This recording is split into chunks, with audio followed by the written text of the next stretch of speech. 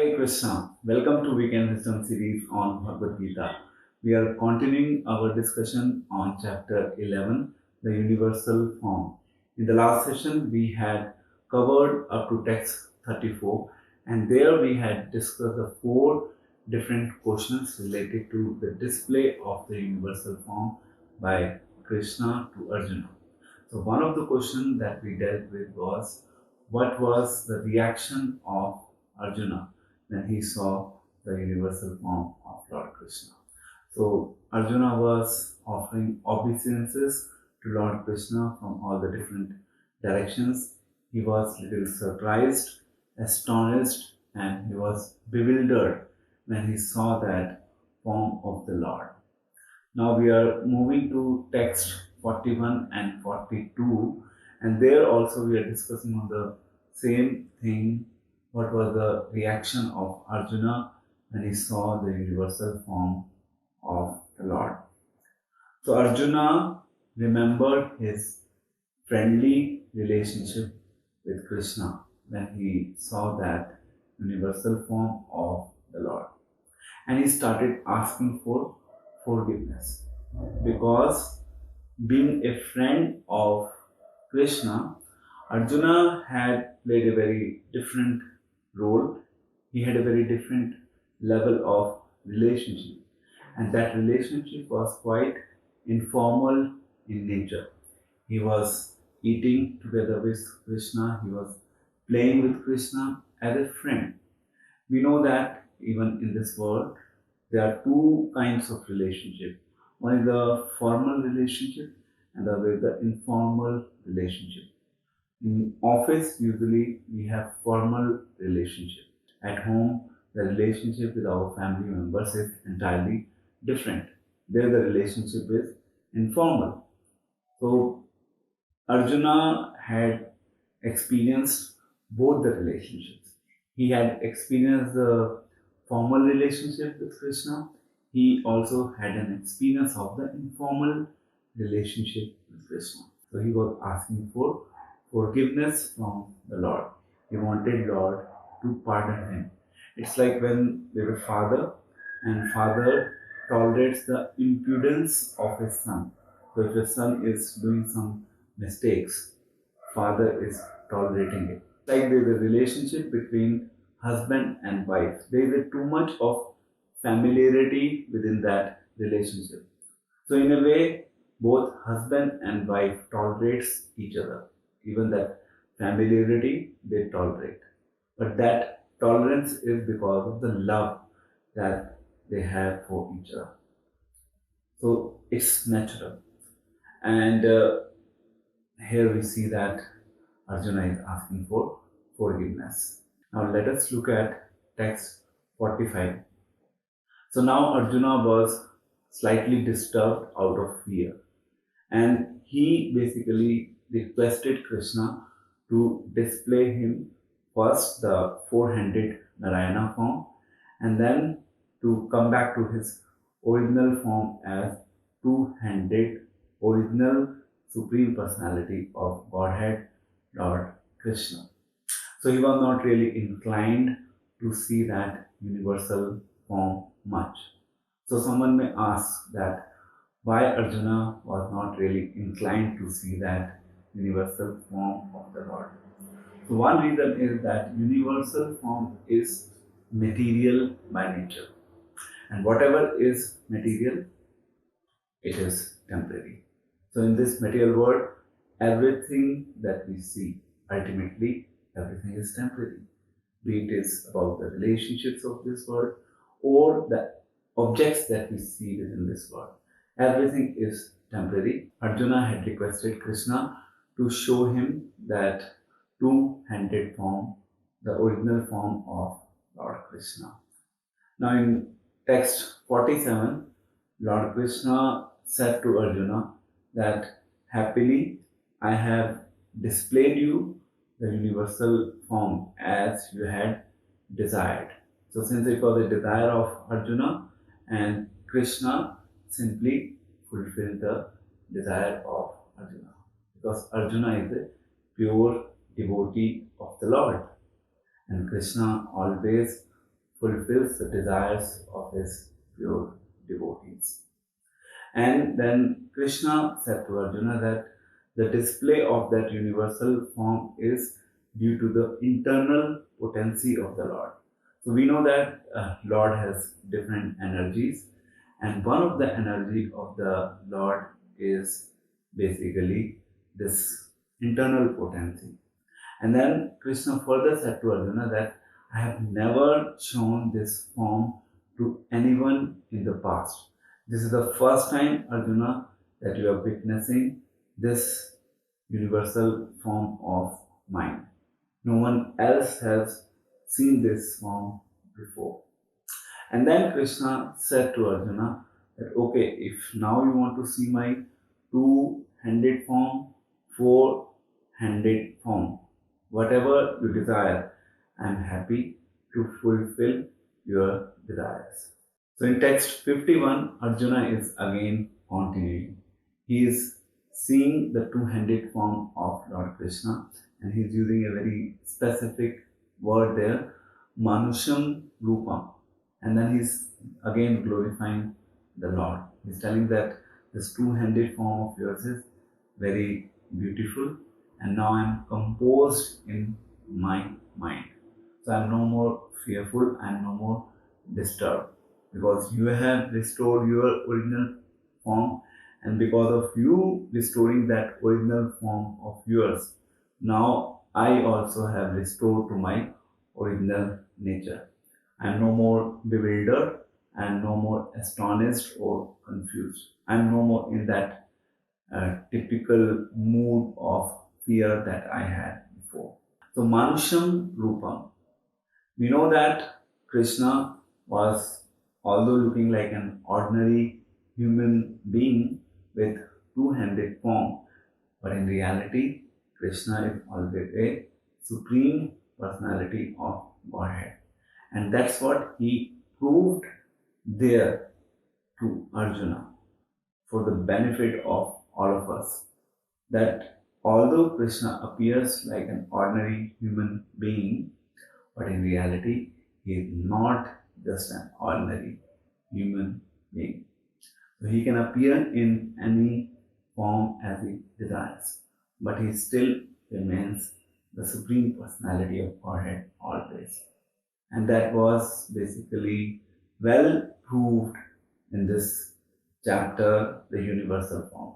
That Krishna, although he is looking like an ordinary human being, but still he had shown his four-handed form also as Narayana, and then he also had shown the universal form to prove to the world that everything within this world, anything that exists beyond this world, all those things originates from me. So that was well proved by Krishna. And then Krishna says in text 52 that the form that you are seeing, the two-handed form, it is very difficult to be seen by anyone. But to speak of anyone, even the demigods are always aspiring to see that form of mine. So it's not easily accessible to anyone and everyone. So Arjuna in a way was very fortunate because he was a pure devotee and he could see that two-handed form of Lord Krishna. So it's not easily accessible unless and until Krishna shows his grace on that living entity that yes, this person is eligible to see my form. So we have to make ourselves eligible. And the day we become eligible to see that form, that day Krishna himself will reveal to us. We don't have to specifically ask for it. It is Krishna's job. When he will think it relevant, then he will reveal himself to us. We don't have to really demand for it separately. It's Krishna's job to decide when he has to reveal. So we have to wait and we have to render the devotional service perfectly. and with utmost sincerity. And in fact, we also say that we do not want to see God for our own sake. We want to see God for God's sake. Because when Krishna sees his devotees, that yes, these devotees are engaged in my devotion service, then Krishna manifests himself before them. And when Krishna sees his devotees, then he is happy. So we want Krishna to see us for his happiness. Then in text 54, Krishna again says to Arjuna that only by undivided devotional service one can see me. Otherwise, it is not possible. So when we say undivided devotional service, that means the devotional service which is free from all different kinds of contamination.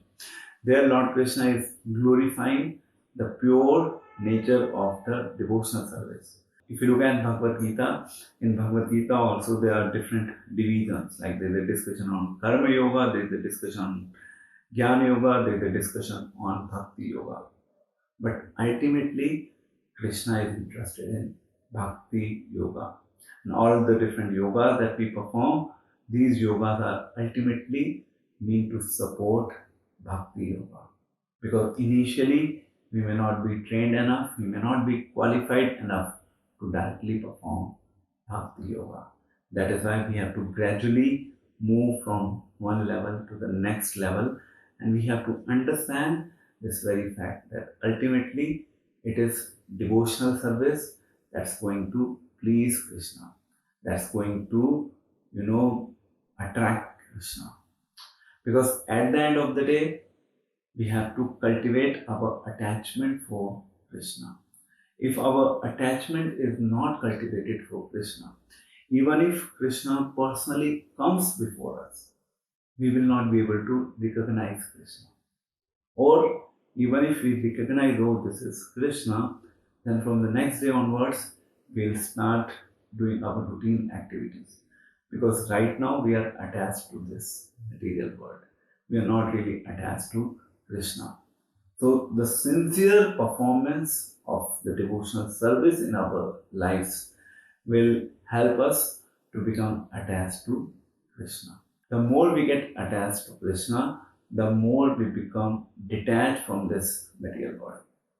And the more we become eligible to see Krishna within our lives. One more interesting word that Krishna has mentioned there in that text 54, Krishna says that the mysteries, because at times when we look at the life of Krishna, the activities being performed by Krishna, it's all mysterious. It cannot be understood easily by anyone and everyone.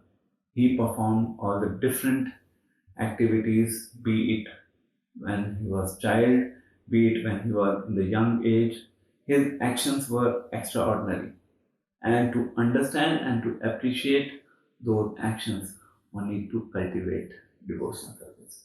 So the importance of the devotional service or the glories of the devotional service have been referred to in this shloka. This is the aim of life that we all must work on.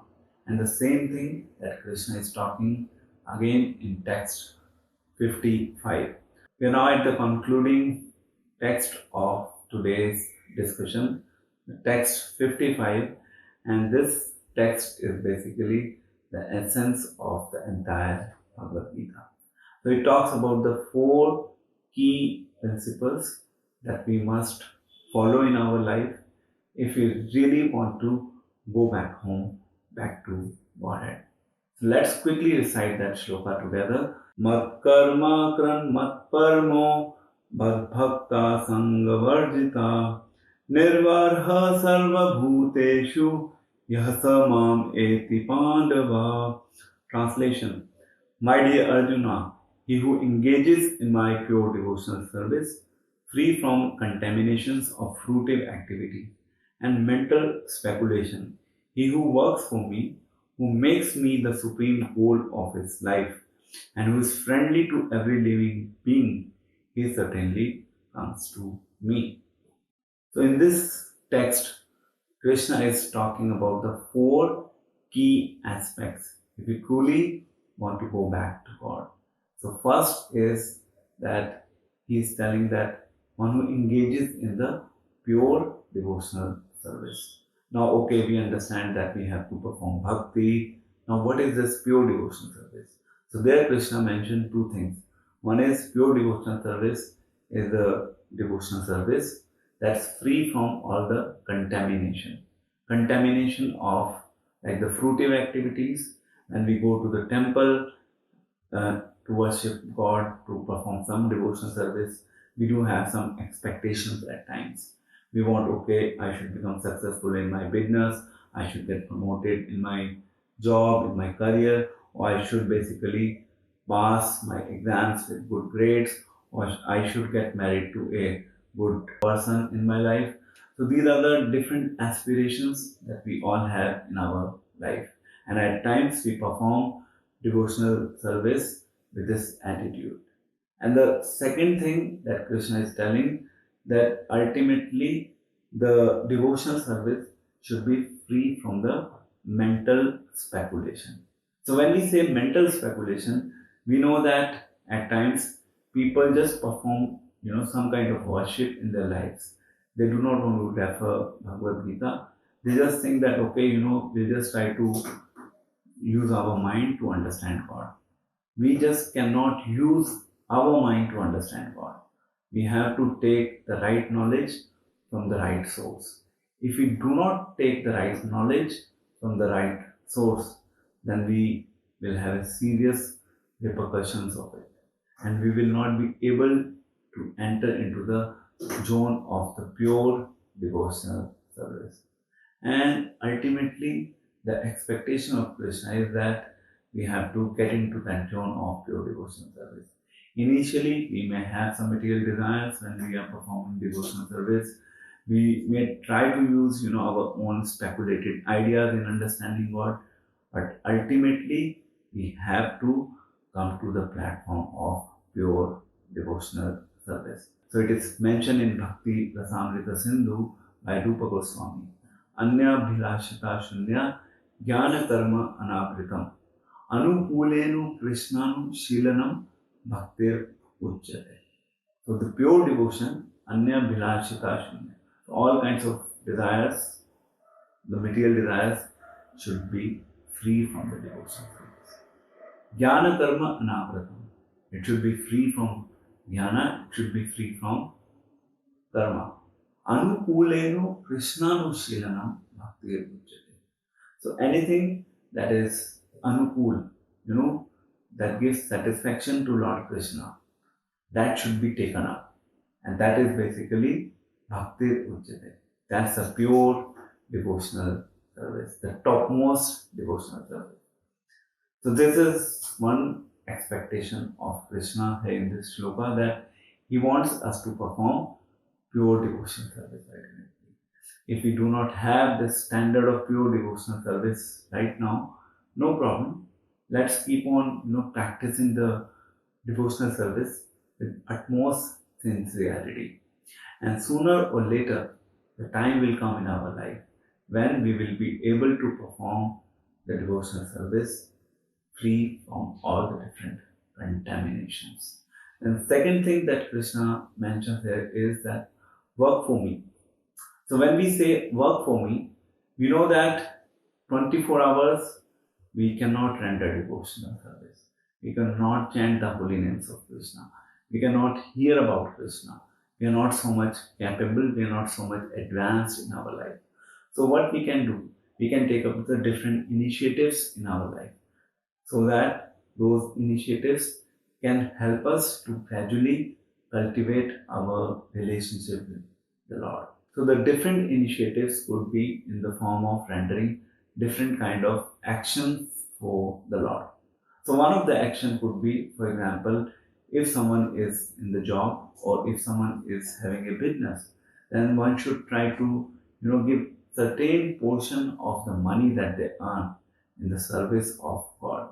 So that will help that money to get purified, and that's how the fruits of the action that we perform in our day-to-day lives, that will also get engaged. We must donate a certain portion of our money in the service of God. Most of the time, people who are working, who are in job or who are having business, they know that most of their time is being consumed in just focusing their business or their job. So what is the alternate? They can offer the result of whatever action that they perform, the day-to-day work.